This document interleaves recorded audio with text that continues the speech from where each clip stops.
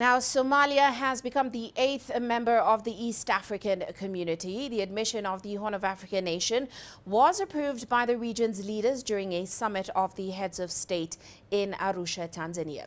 Now, the move is now expected to boost the EAC market to more than 300 million people. Excluding Somalia, the EAC has a combined gross domestic product of $305 billion US. Meanwhile, Somalia's entry is expected to now pave the way for the admission of its neighbors Eritrea and Djibouti. Well, let's now get an update on that heads of state meeting from Daniel Kijo. He joins us now in Arusha. And of course, we're also joined by Mohamed Kahie. He is in Somalia's capital, Mogadishu, with the latest reactions. Daniel, I'd like to start off with you. What are some of the key announcements to come out of the president's closed session today?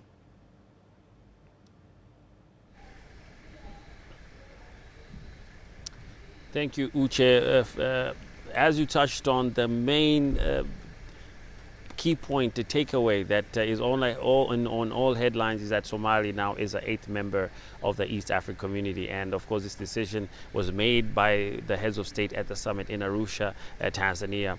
We also saw that apart from just that big announcement, there has been a change in the chairmanship of the East African community, whereby Sudan's president has taken the chair, replacing Burundi's president.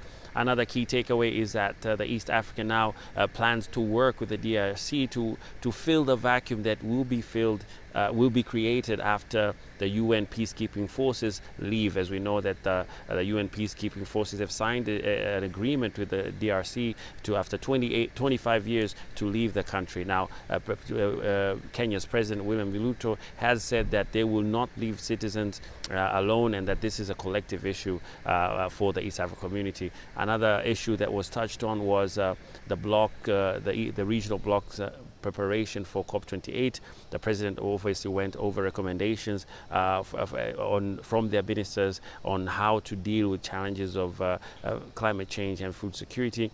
They also want to work together to push for climate finance and adaptation while they prepare for COP28. So these are the main takeaways. They touch on climate, they touch on the security issue in the DRC, affirming their support for DRC, and obviously the big one that Somalia is now an 8th member of this regional bloc.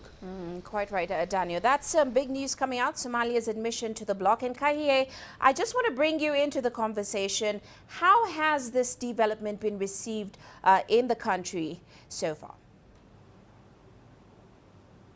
Well, apart from the official reaction from the office of the president, the president himself was in a person in Arusha attending the 23rd head of state and government, East African head of state and government meeting where Somalia was officially approved.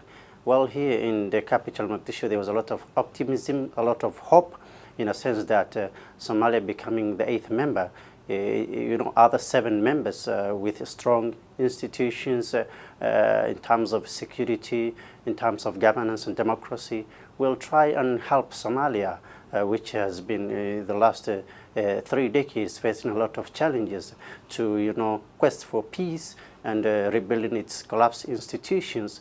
Those countries, 7 other countries, will try, and there's a lot of expectations from Somalis, especially from the government and general population, that those countries will try and help Somalia rebuild its institutions, especially the security sector, the economy. And also when it comes to the business and trade, when we talk to people, they feel that the travel restrictions will be lifted, and the Somalis, who are generally entrepreneurs, will try to move around the region and take advantage of this new membership of their country, and try to practice their entrepreneurial skills in a lot of these 7 regional countries. But when we talk to some of the elites, they have concerns that it will take a lot of time for Somalia to integrate into the East African community because of the security challenges that Somalia is facing now, and they feel that other East African community members will not take their security for granted, and they will not it will not be easy for this some of the treaties to be implemented by these other members of the bloc. And that leads me to my next question, Kijo. Including Somalia, there's a lot of issues on the table, or there were a lot of issues on the table.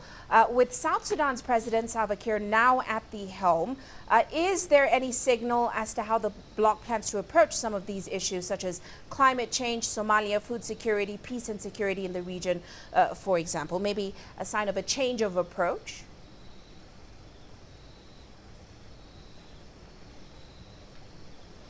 Well, Uche, it might be a bit early to tell. He just took chairmanship today. But however, I will touch on some of the issues you touched. I'll start with peace and security. Peace in the DRC obviously is a key topic and was very much, during the closed session, they spent a significant amount of time talking about this topic.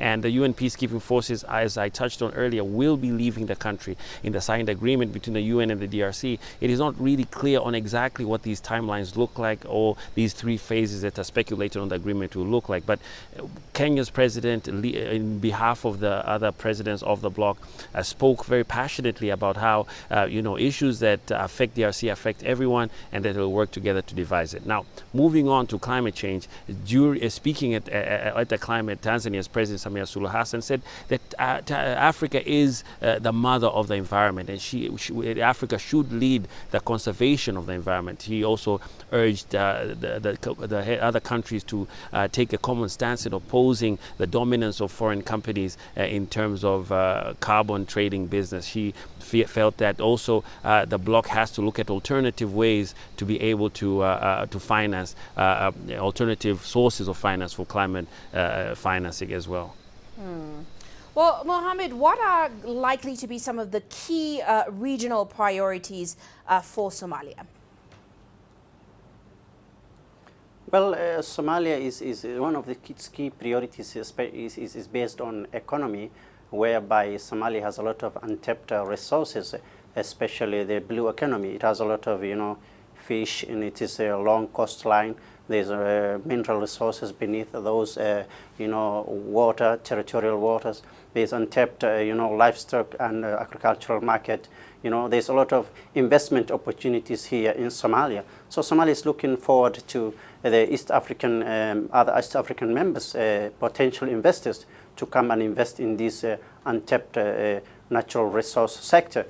Also, Somalia is also looking into more technical support from these members, especially in the security sector.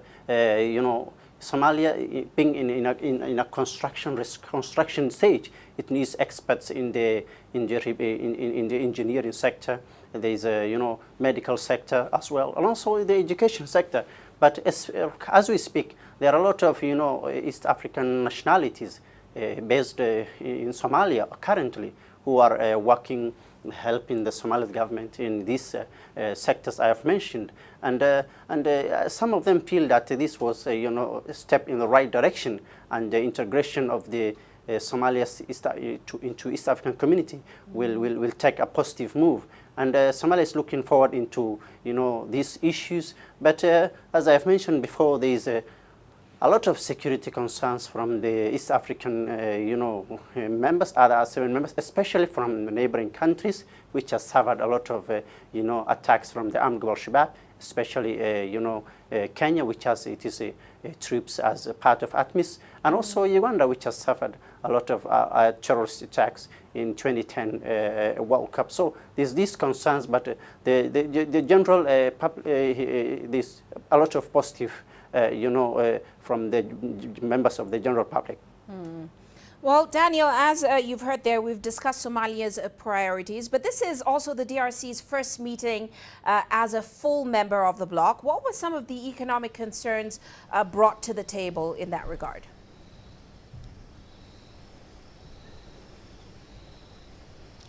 Well, Uche, like I said, the president spent about a good 7 hours in closed session discussing these key issues.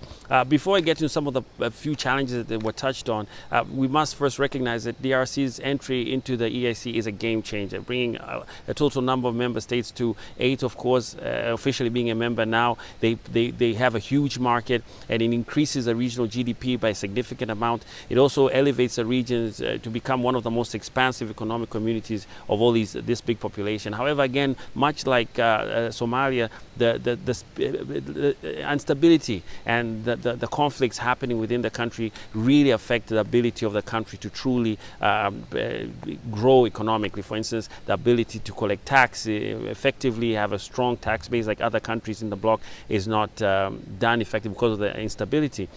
So as much as, yes, the DRC has a huge market, there's a lot to be done to truly enjoy the benefits of this economic giant. So they did not really explain a lot of the economic challenges, but the president seemed to feel that collectively as a group, whatever challenges, whether be it DRC, as you touched on, Uche, or perhaps Somalia as well, if they work together collectively to deal with these security challenges, that is how you deal with them rather than not addressing them at all. So that is also part of the reason why Somalia, against other people, other experts' disagreement or sort of opinions that it might not be a good idea, they chose to come together, Somali. They chose to come together, DRC, to deal with this vacuum after the UN leaves, to ensure that collectively this huge population that this community now has can be fully exploited economically, obviously in a good way.